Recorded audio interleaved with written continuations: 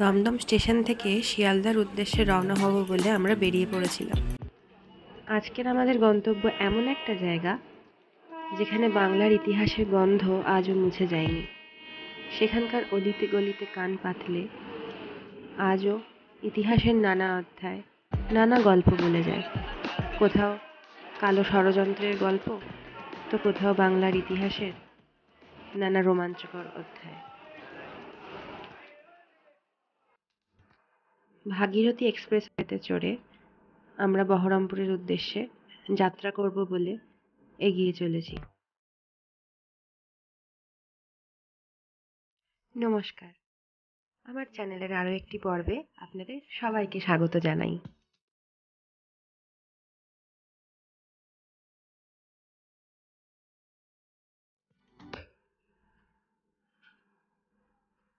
শিয়ালদা স্টেশনে দুর্গাপুজোর মতো ভিড় লেগে গিয়েছিল।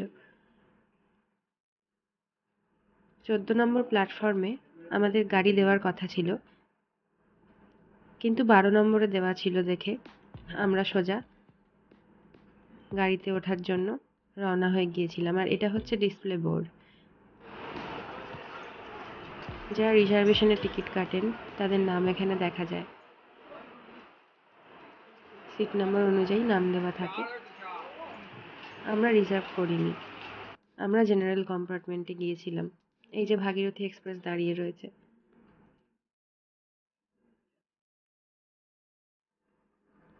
আমাদের আশপাশের প্রত্যেকটি জায়গারই কোনো না কোনো ইতিহাস থাকে, অপেক্ষা শুধু এক্সপ্লোর করার।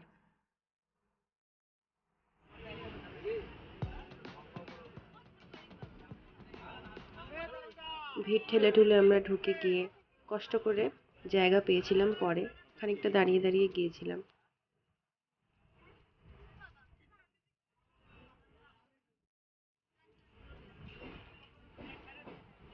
আজ আমরা যেখানে যেতে চলেছি সেখানকার সম্পর্কে কয়েকটা কথা না বললেই নয়।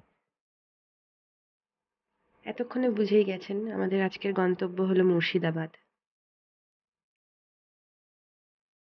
বাংলার ঐতিহ্যের সঙ্গে এই জেলার ইতিহাস নানাভাবে আষ্টে-পৃষ্ঠে জড়িয়ে আছে তা বলাই বাহুল্য। খ্রিস্টীয় 7ম শতাব্দীতে গৌড়ের অধিপতি হলেন শশাঙ্ক। তার রাজধানী ছিল কর্ণসুবর্ণ। এই কর্ণসুবর্ণের অবস্থান ছিল মুর্শিদাবাদ জেলার বহরমপুরের কাছে। বিভিন্ন সময় খনন কার্য চালিয়ে রাজবাড়িডাঙ্গা, রাক্ষসীডাঙ্গা ও নীলকুঠি থেকে উদ্ধার করা হয়েছে সেই সময়কার বিভিন্ন মূর্তি, ফলক, মুদ্রা, শিলমোহর ইত্যাদি। এর মধ্যে সবচেয়ে উল্লেখযোগ্য হল কর্ণসুবর্ণের মহাবিহারের আবিষ্কার। চীনা পরিব্রাজক হিউয়েন সাংয়ের ভ্রমণ বৃত্তান্তে এই মহাবিহারের উল্লেখ আছে। গৌড়াধিপতি শশাঙ্কের পরে পাল বংশের কাল আসে। রাজা প্রথম মহিপাল সফলভাবে বঙ্গকে শাসন করতেন। তিনি তার রাজধানী তৈরি করেছিলেন মুর্শিদাবাদ জেলার সাগরদিঘি অঞ্চলে। পাল বংশের পরে আসে মোগল সাম্রাজ্য। তবে মোগল সাম্রাজ্য শুরু হওয়ার আগে তৎকালীন গৌড়ের অধিপতি ছিলেন সুলতান হোসেন শাহ। কিছু ঐতিহাসিকদের মতে গুরু নানকের একজন ভক্ত এই শহর তৈরি করেছিলেন, যার নাম ছিল মকসুদন দাস। তিনি এই শহর তৈরি করে তার নাম দিয়েছিলেন মকসুদাবাদ, যার অর্থ ছিল আকাঙ্ক্ষার শহর। পরে 1707 খ্রিস্টাব্দে তৎকালীন বাংলার দেওয়ান কর্তলব খান তার রাজস্ব আদায়ের কার্যালয় ঢাকা থেকে এখানে স্থানান্তরিত করলেন। হুসেন শাহ এনার প্রতি সন্তুষ্ট হন এবং কর্তলব ইতিহাসে প্রচলিত হন মুর্শিদ কুলি খান নামে। তার নামেই মকসুদাবাদ নামটা পাল্টে হয়ে যায় মুর্শিদাবাদ। এরপর মুর্শিদাবাদে ধীরে ধীরে নবাবী শাসনকাল শুরু হয়। মুর্শিদ কুলি খানের পর বাংলার ইতিহাসে উঠে আসে এক একটি গুরুত্বপূর্ণ চরিত্র, যেমন নবাব আলীবর্দী খান, নবাব সিরাজদৌল্লা, মীর জাফর, মীর কাসিম, ঘাসেটি বেগম, আজিমুন্নেসা বেগম প্রমুখ। এছাড়া আরও কয়েকটি দিক থেকে মুর্শিদাবাদের ঐতিহাসিক গুরুত্ব রয়েছে, যেমন বিদেশিদের আগমন, তাদের বসতি স্থাপন, রাজনীতিতে যোগদান ইত্যাদি। ব্রিটিশদের পাশাপাশি আর্মেনীয়, ওলন্দাজ, ফরাসি জাতির মানুষদের উল্লেখ পাওয়া যায়। ওলন্দাজরা বহরমপুরের কাশিমবাজারের কাছে কালিকাপুর নামক স্থানে ব্যবসা করত, এই তথ্য পাওয়া যায় কাশিমবাজারের ডাচ সমাধিক্ষেত্র দেখলে। লর্ড কর্নওয়ালিসকেও এখানে সমাধিস্থ করা হয়। সৈদাবাদের কাছে গঙ্গার তীরবর্তী একটা জায়গার নাম ফরাসডাঙ্গা। চন্দননগরেরও এই একই নাম ছিল আগে, যেহেতু সেখানে ফরাসি উপনিবেশ ছিল। ব্রিটিশদের শাসনকালের আগে বাংলার রাজধানী ছিল মুর্শিদাবাদ। ভারতীয় ইতিহাসে এটি একটি গুরুত্বপূর্ণ অধ্যায়।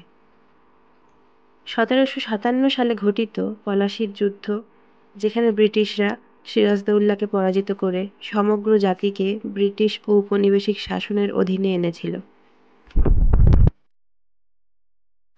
সেদিনের সেই লড়াইয়ে বেইমানি করেছিল মীর জাফর, জগৎ শেঠ, ঘসেটি বেগমরা। বিশ্বাসঘাতকতার শিকার হয়ে পরাজিত হন সিরাজদৌল্লা। এরপর 190 বছরের পরাধীনতার নাগপাশে শৃঙ্খলিত হয় ভারত। 1773 সালে মুর্শিদাবাদের পরিবর্তে কলকাতাকে বাংলার রাজধানী ঘোষণা করে ইংরেজ। এই ছিল মুর্শিদাবাদের অতি সংক্ষিপ্ত ইতিহাস।